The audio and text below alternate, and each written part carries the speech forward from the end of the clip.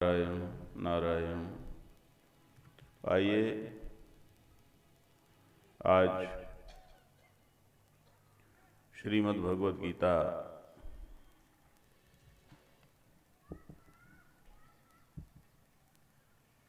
की श्लोकशः व्याख्या की दृष्टि से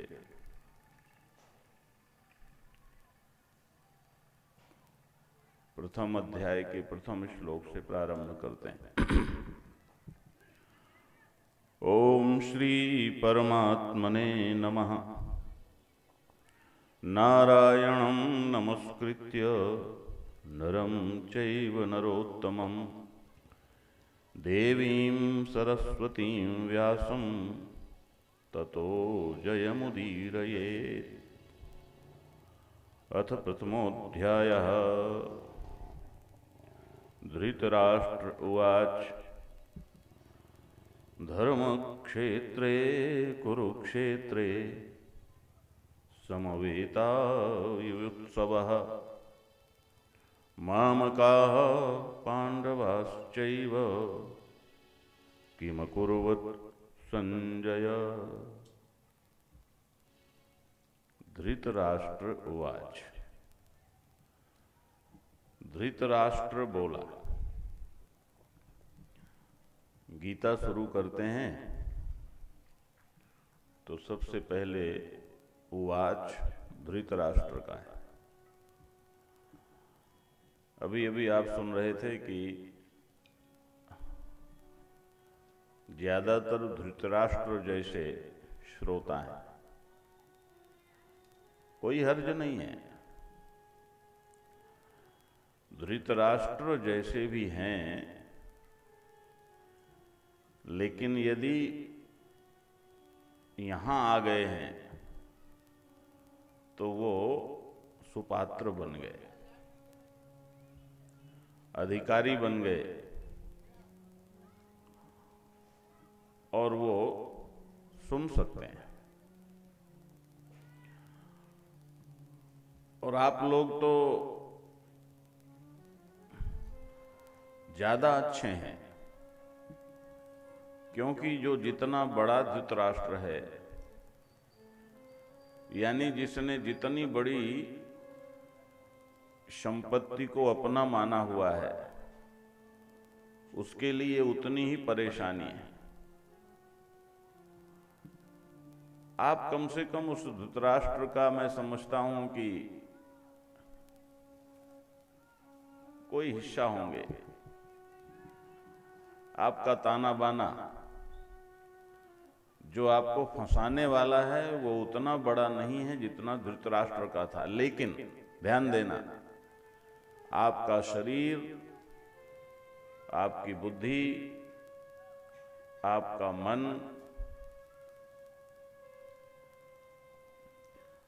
आपका हृदय, ये वैसे ही हैं। और नारायण, आपका चैतन्य तो उतना ही है जितना श्री कृष्ण का है, जितना अर्जुन का है, जितना संजय का है, जितना किसी का भी है। चैतन्य की दृष्टि से, कॉन्शियसनेस की दृष्टि से कोई कम ज्यादा नहीं होता। ध्यान देना, भगवान ने जो कुछ भी दिया है, ये सूत्र याद रखो, परमात्मा ने जो कुछ भी दिया है उस दृष्टि से कोई कम ज्यादा नहीं है। संसार की दृष्टि से कम ज्यादा, सांसारिक वस्तुओं की दृष्टि से कम ज्यादा की गणित हो सकती है, लेकिन भगवान ने जो कुछ आपको दिया है वो सबके पास समान है। उसमें न कोई छोटा है और न कोई बड़ा है। इसलिए आप अच्छे श्रोता हैं। जब संजय ने आकर भीष्म पितामह के धराशायी होने का समाचार धृतराष्ट्र को दिया, तब धृतराष्ट्र ने जानने की इच्छा की ध्यान देना, प्रश्न किया। ये धृतराष्ट्र की जिज्ञासा नहीं है, ये बात अच्छी तरह समझ लेना जरा। जानने की इच्छा के भी अलग अलग स्तर होते हैं। जब हम किसी भौतिक वस्तु को, असद वस्तु को, किसी तथ्य को जानना चाहते हैं, मेरे शब्दों पर ध्यान देना, तथ्य और सत्य ये दोनों अलग अलग वस्तुएं हैं। बाहर व्यवहार में जो कुछ हो रहा है, जो बना है और मिट जाएगा, लेकिन इंद्रिय गम्य है, चमड़े की आंखों से आपको दिख रहा है, मन से महसूस हो रहा है, बुद्धि से समझ में आ रहा है, परंतु है परिवर्तनशील, है व्यवहारिक, है अभी, फिर नहीं रहने वाला है। उसको तथ्य बोलते हैं। और जो सदैव है, एक रस है, उसका किसी ने निर्माण नहीं किया, वो है ही, वो कभी मिटता नहीं है, वो जस का तस रहता है, उसे सत्य बोलते हैं। ध्यान देना, जैसे मैं एक उदाहरण आपको दूं, जहां आप बैठकर यह श्रीमद् भगवत गीता प्रवचन श्रवण कर रहे हैं, यह स्थान एक सभागार बन गया। कुछ दिन पहले ये खुला आकाश था, उसी आकाश को चारों तरफ से पांडाल के द्वारा घेर दिया गया और ये सभागार बन गया। तो ये, अब इसको दर्शन की भाषा में कहें तो ये मठाकाश हो गया, मठ बन गया, भवन बन गया। तो ये जो सभागार है, ये तथ्य है। सभागार के भीतर ये जो घिरा हुआ, परकोटे से घिरा हुआ आकाश आपको दिख रहा है, ये तथ्य है। और इसकी तुलना में बाहर भीतर का एक रस आकाश, जिसे महाकाश कहते हैं, वो सत्य है। महाकाश पहले भी था, 4-5 दिन पहले भी था, अब इसमें घिरा हुआ, ये घेरा होने के बाद भी जस का तस है। और अभी 25 फरवरी के बाद जब ये सब उखड़ जाएगा तो जस का तस हो जाएगा। तो महाकाश है सत्य, पूर्णाकाश है सत्य। और उसमें ये जो व्यवहार के लिए हमने घेरा डाल करके एक सभागार बना लिया, तो सभागार के भीतर घिरा हुआ आकाश है तथ्य। मैं समझता हूं आपको समझ में आ गया होगा। दूसरी भाषा में कहें तो सत्य को जब हम व्यवहार में लाते हैं तो उसी को बोलते हैं तथ्य। और उस तथ्य के मूल में जो होता है तत्व, उसको बोलते हैं सत्य। थोड़ा समझना पड़ेगा, बात कठिन नहीं है। तो तथ्यों को जानने की इच्छा, इसको बोलते हैं प्रश्न। और तथ्यों के अंदर छुपे हुए सत्य को जानने की इच्छा, इसको बोलते हैं जिज्ञासा। ध्यान देना, प्रश्न का उत्तर होता है और जिज्ञासा का समाधान होता है। जिज्ञासा और जिज्ञासा का समाधान हो जाए तो जो सत्य हमें जानने को मिल जाए, जब उस सत्य में डूबने का भाव आवे तो उसको बोलते हैं अभीप्सा। यहां पर धृतराष्ट्र प्रश्न कर रहा है, जिज्ञासा नहीं है, प्रश्न है। वो उसके मन में ये नहीं है कि मुझे कोई गीता सुननी है, वो तो केवल युद्ध की घटनाओं को जानने की इच्छा रखता है। क्या हुआ?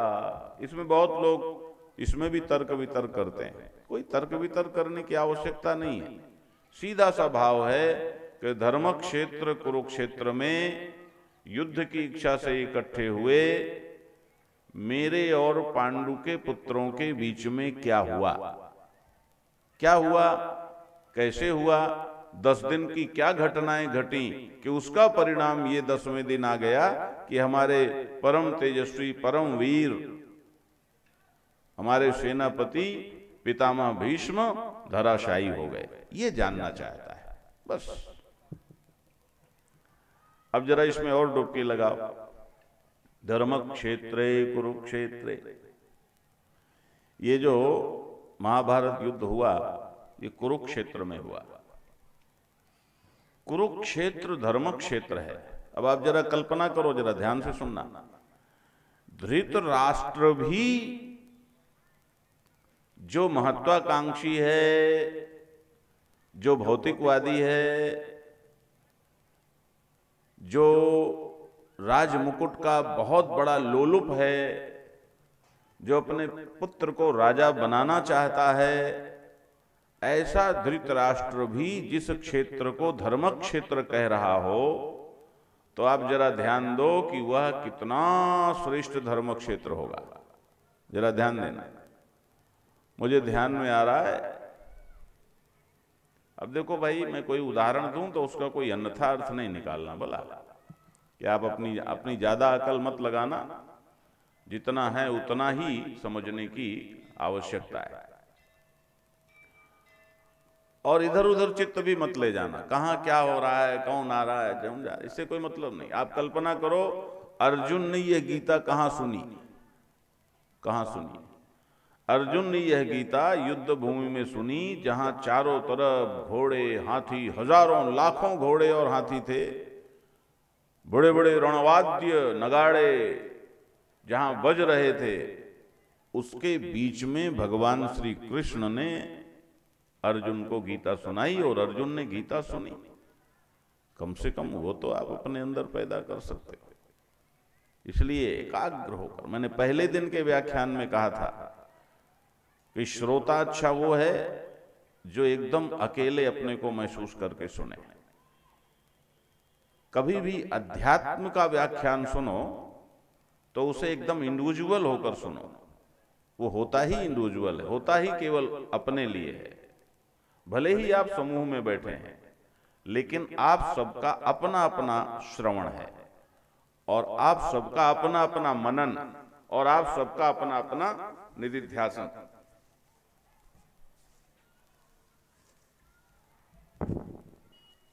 ध्यान देना।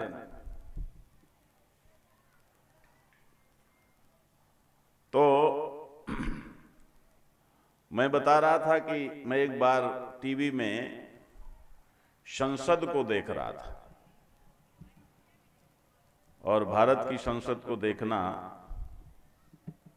बहुत कम सुख देता है। ये हम लोगों का दुर्भाग्य है।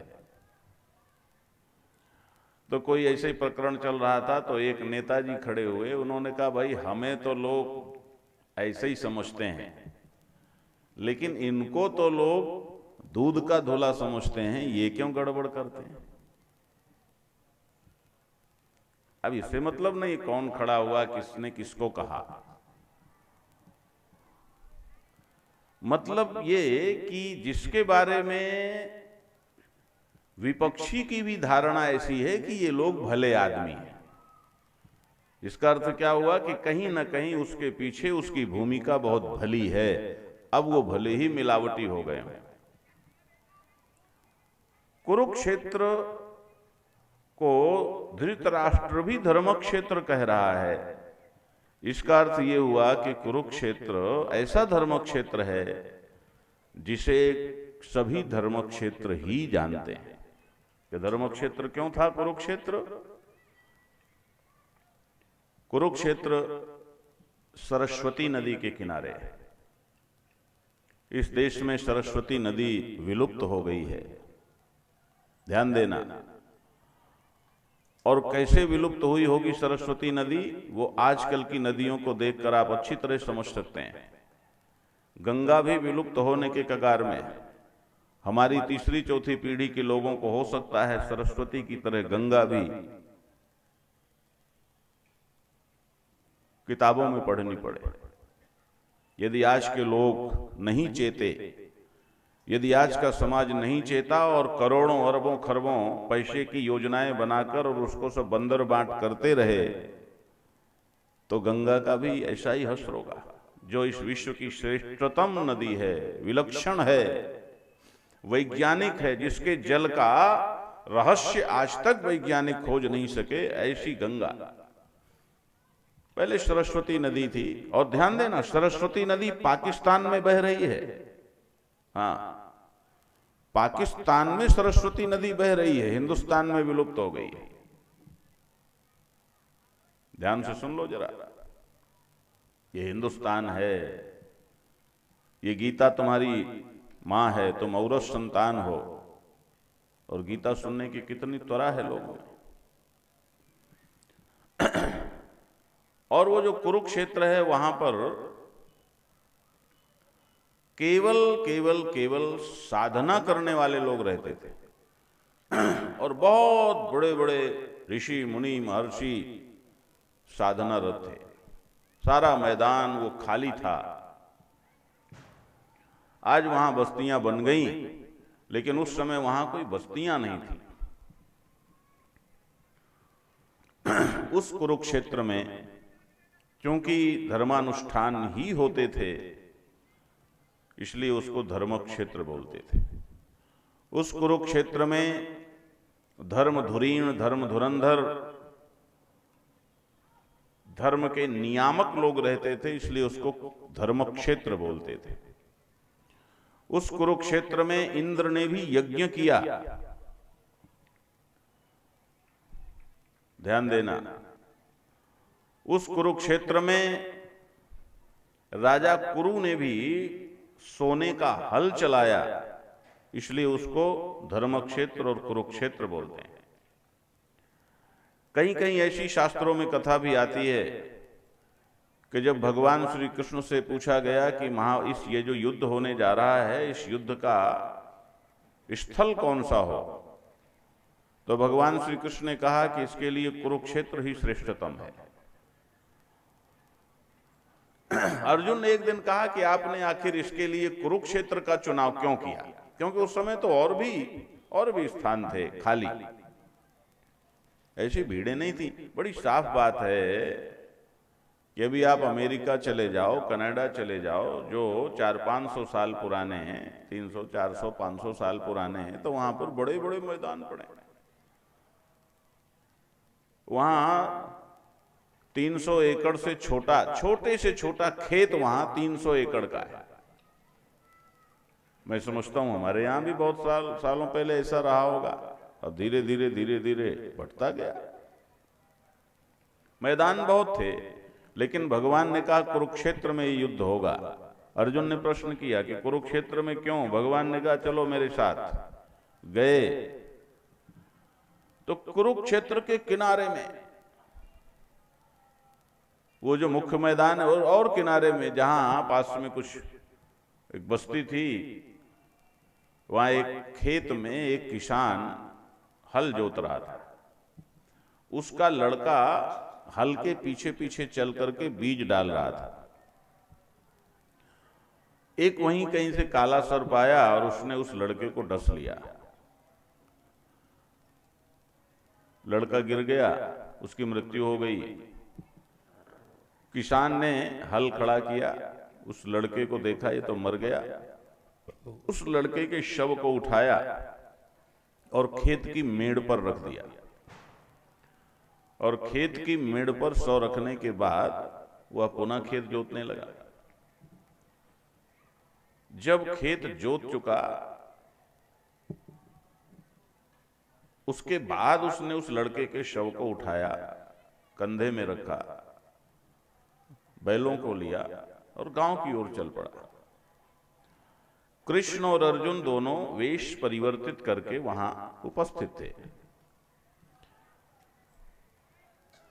अर्जुन ने पूछा, अरे भाई ये कौन है कि ये मेरा लड़का है और इकलौता लड़का है।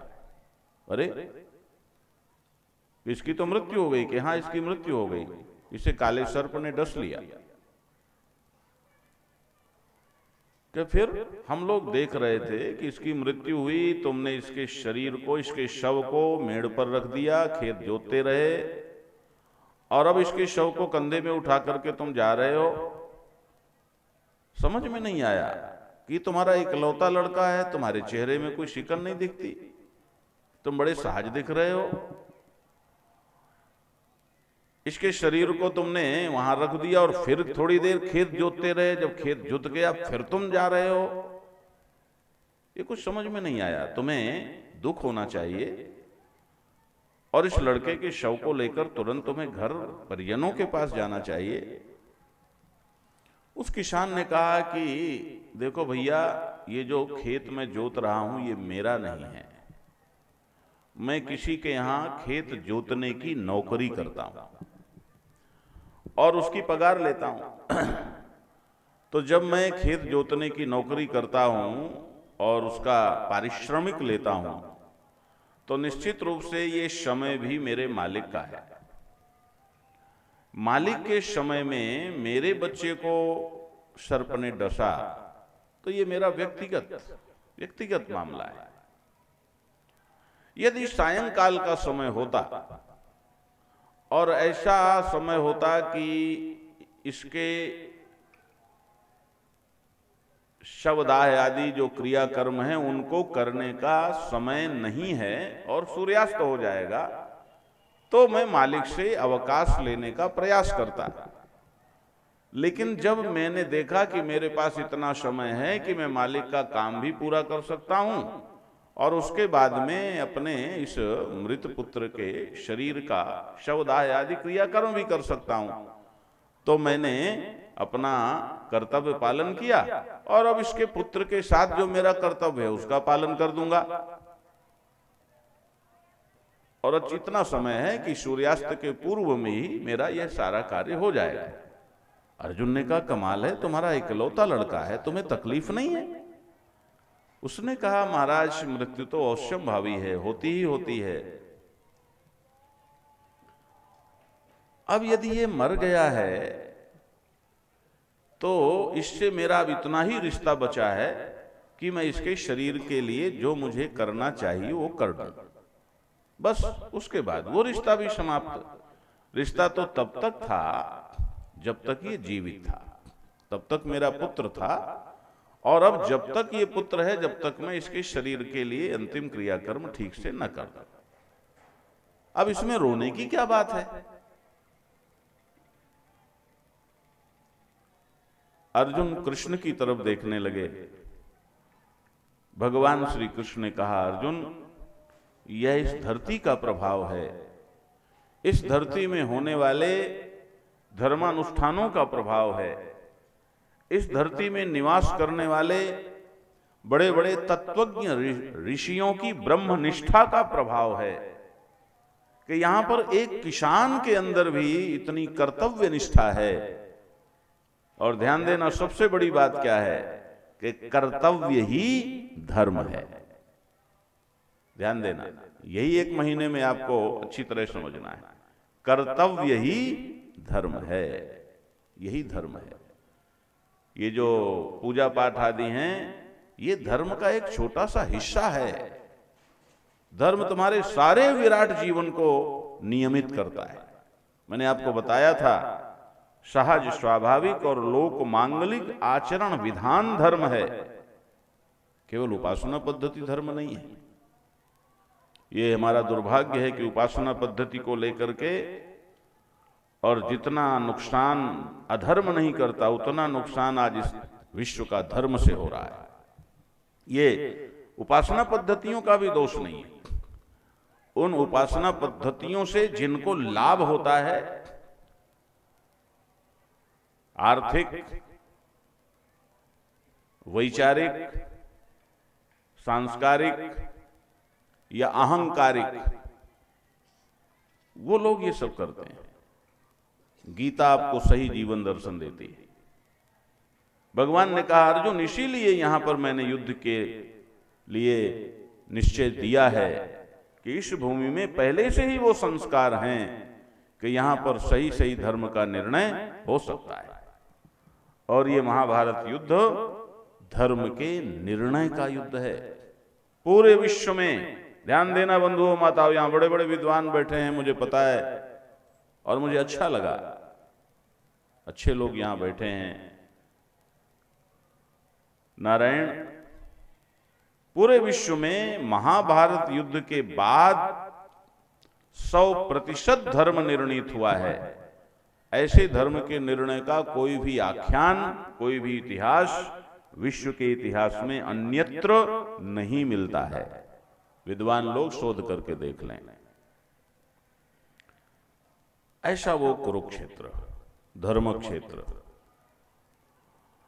उसकी चर्चा वेदों में भी है, शतपथ ब्राह्मण में भी है, और जो आजकल बड़े तीर्थ, मैं नाम नहीं लूंगा, बड़े भीड़ें लगती हैं, बड़े बड़े तीर्थ माने जाते हैं, उनकी चर्चा वेदों में नहीं है। कुरुक्षेत्र वैदिक तीर्थ है और युग तीर्थ है। ध्यान देना, सतयुग का युग तीर्थ है नैमिषारण्य। और मजे की बात यह है कि आजकल तो हमें तमाशा चाहिए ना, नैमिषारण्य में आज भी सब जगह बिजली नहीं है, जबकि नैमिषारण्य सतयुग का युग तीर्थ है, महानतम तीर्थ है। द्वापर का युग तीर्थ है पुष्कर, नारायण, त्रेता का युग तीर्थ है पुष्कर, और द्वापर का युग तीर्थ है कुरुक्षेत्र, और कलयुग की तीर्थ है गंगा। ध्यान देना, कलयुग की तीर्थ गंगा है। तो ये जो कुरुक्षेत्र है ये द्वापर का युग तीर्थ है। धर्म क्षेत्र कुरुक्षेत्रे, धर्म क्षेत्र कुरुक्षेत्र में धृतराष्ट्र मानो ये भी अपने चित्त में रखता है, आखिर विद्वान था धृतराष्ट्र, ऐसा नहीं है। पहले कोई भी राजा अनपढ़ और अदार्शनिक नहीं होता था। कोई कोई होते भी थे, लेकिन उनकी अपनी सोच, अपने तर्क होते थे। ज्यादातर जो राजा होते थे वो विद्वान होते थे और दार्शनिक होते थे। वो गुरुकुलों में पढ़े हुए होते थे, बिना गुरुकुलों में पढ़े हुए राजा नहीं बनते थे। आजकल तो महाराज, आजकल तो एक तिकड़म है, उस एक मैनेजमेंट है, उस मैनेजमेंट के द्वारा आप आगे बढ़ो। धृतराष्ट्र के मन में यह भी था कि धर्म क्षेत्र कुरुक्षेत्र में, जो धर्म क्षेत्र है वहां पर पितामह भीष्म कैसे धराशायी हो गए, क्योंकि पितामह भीष्म तो धर्मधुरीण हैं। पितामह भीष्म तो ऐसे व्यक्तित्व हैं जिनकी तुलना किसी भी प्रकार, ध्यान देना, व्यक्तित्व के, मानवीय व्यक्तित्व के जितने घटक हो सकते हैं, बल की दृष्टि से देखा जाए तो उनका कोई शानी नहीं है, उनकी तुलना में कोई नहीं है।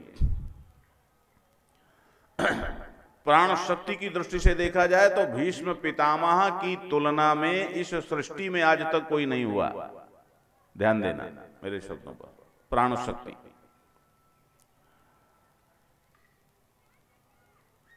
विद्वत्ता की दृष्टि में देखा जाए तो वो सबसे परम वयस्पूर्ण हैं, सबसे बुजुर्ग हैं, तो उनका अनुभव और उनकी विद्वत्ता भी चरम सीमा पर है।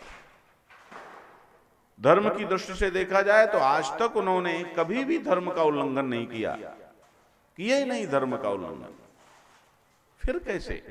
धर्म क्षेत्र कुरुक्षेत्र में जहां धर्मानुसारी कर्म होता है वहां युद्ध हो रहा है, और पितामह भीष्म जैसा परम धार्मिक व्यक्ति, और वो धराशायी हो गया। ये कैसे हुआ?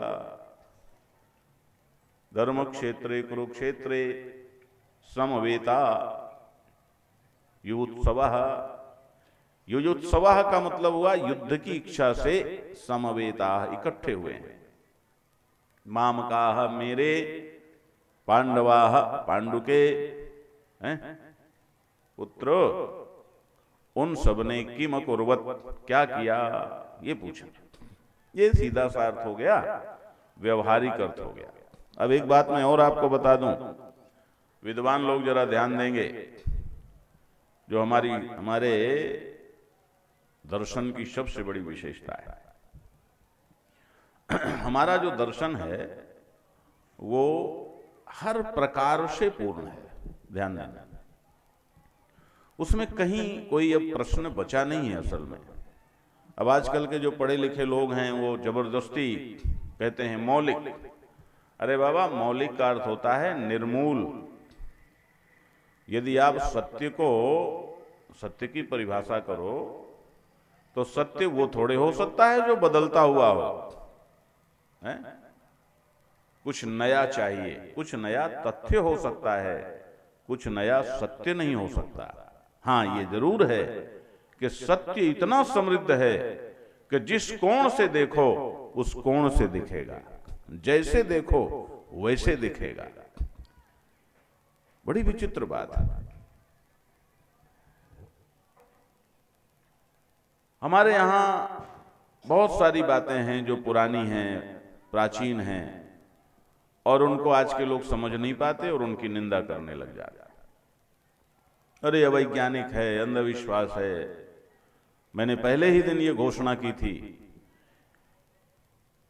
कि अध्यात्म के, दर्शन के, धर्म के क्षेत्र में यदि कहीं अंधविश्वास नहीं है तो वो हमारे यहां नहीं है। यदि शुद्ध रूप से जानने का सौदा है तो वो हमारे यहां है। इसके अलावा सब जगह अंधविश्वास है, मानना है। हमारे यहां मानना नहीं है, जानना है। मैंने आपको कोट किया था, सिया राममय सब जग जानी, सिया राम में सब जग मानी नहीं, करूं प्रणाम जोर जोर पानी। तो एक दृष्टि मैं आपको और देता हूं जिससे आपको हमारे शास्त्रों की लगभग सारी समस्याएं ठीक ठीक समझ में आने लग जाएंगी। इस जगत को आप देखो, इस सारी व्यवस्था को देखो, तो आपको तीन दृष्टियां, तीन पहलू, कुछ भी तीन कह लो, त्रिपुटी।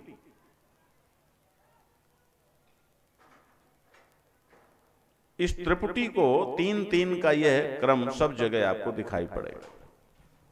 ये तीन का क्रम, एक त्रिपुटी मैं आपको अभी बताता हूं। आदि भौतिक, आदि दैविक और आध्यात्मिक। ध्यान देना जरा। यदि इस त्रिपुटी को आप समझ लें, त्रिपुटी माने जहां तीन का पुट है वो त्रिपुटी है। तीन का पुट, तीन चीजें मिली हैं। जैसे ज्ञाता ज्ञान ज्ञेय,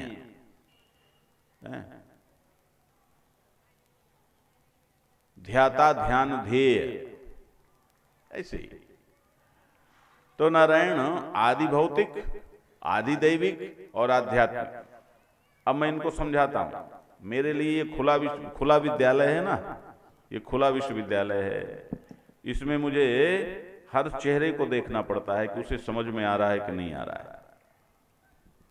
विद्वानों को तो समझ में जल्दी आता है, लेकिन कई बार ऐसा भी होता है कि विद्वान थोड़ा ज्यादा अकल लगा देते हैं तो वो भी समझने से रह जाता है।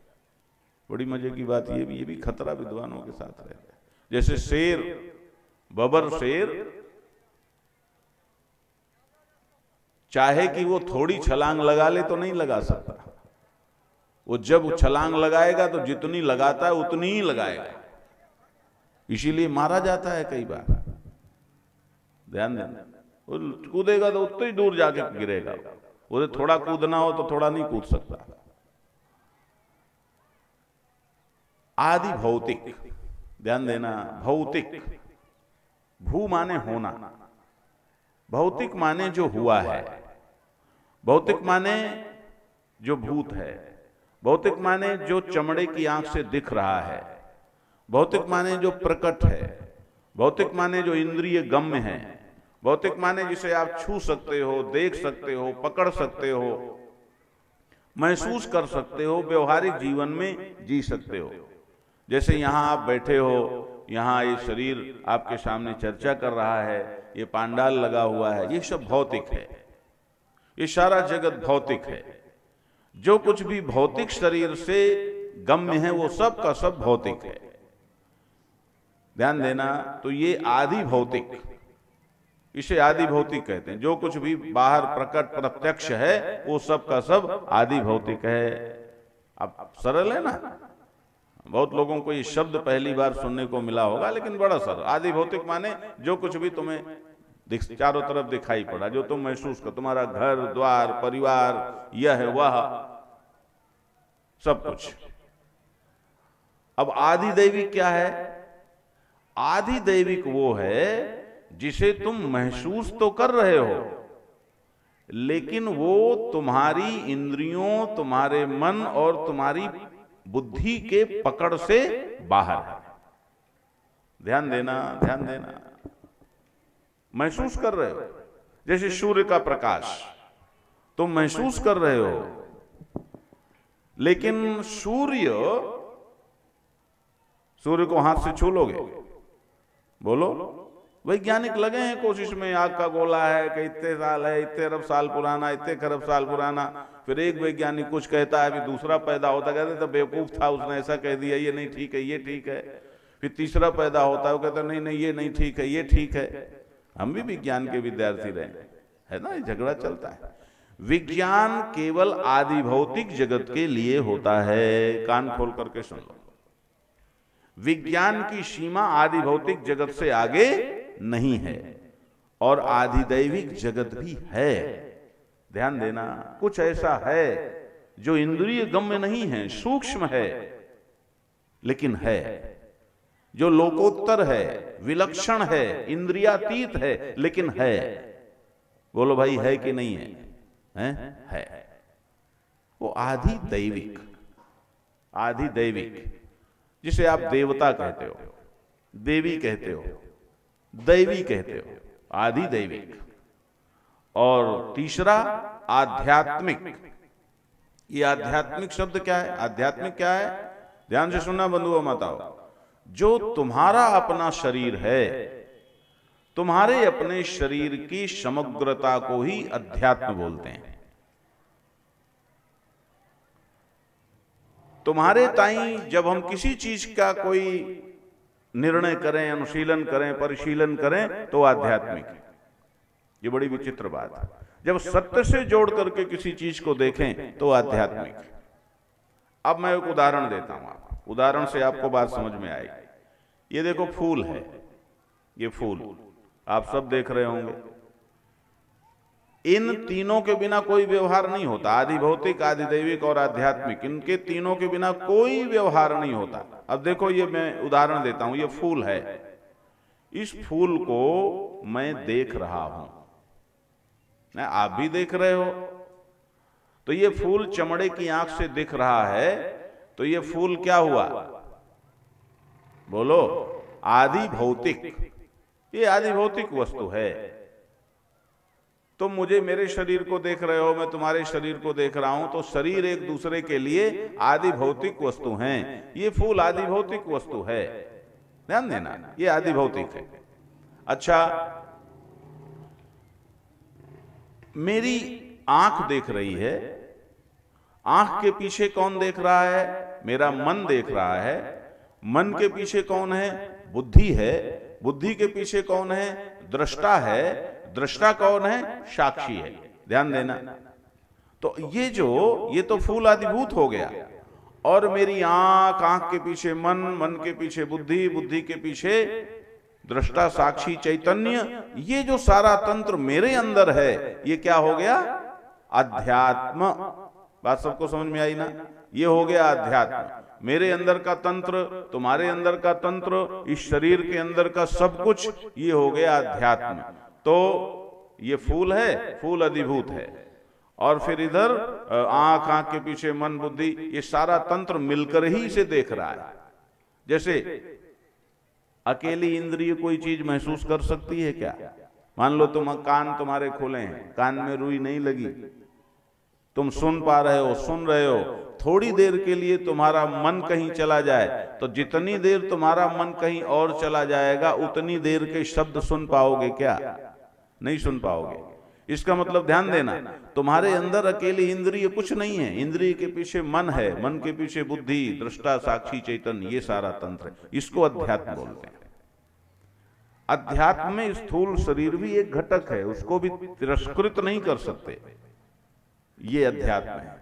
तो ये हो गया अधिभूत और ये हो गया अध्यात्म। अब बीच में अधिदैव कहां है? ध्यान देना, अधिदैव, मेरी आंख इस फूल को देख रही है, आप इस फूल को देख रहे हैं।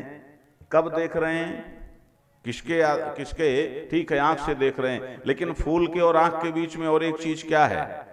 प्रकाश है कि नहीं है? बोलो भाई, प्रकाश है। ये जो प्रकाश है ये अधिदैव है। ये क्या है? अधिदैव है। इसीलिए आंख का देवता सूर्य होता है। ध्यान देना, ये अधिदैव है। तो ये अधिभूत, प्रकाश, अधिदैव और मैं स्वयं अध्यात्म। बात पकड़ में आ गई? अब एक मजेदार बात देखो बंधुओं, माताओं, इसीलिए मैं कहता हूं जवानों को लाओ ताकि उन्हें गौरव हो कि हमारे पास कितना है। जो इधर उधर बिलबिला रहे हैं, यहां देखें, यहां सुने, हमारे जितने शास्त्र हैं उनकी यह पूर्णता है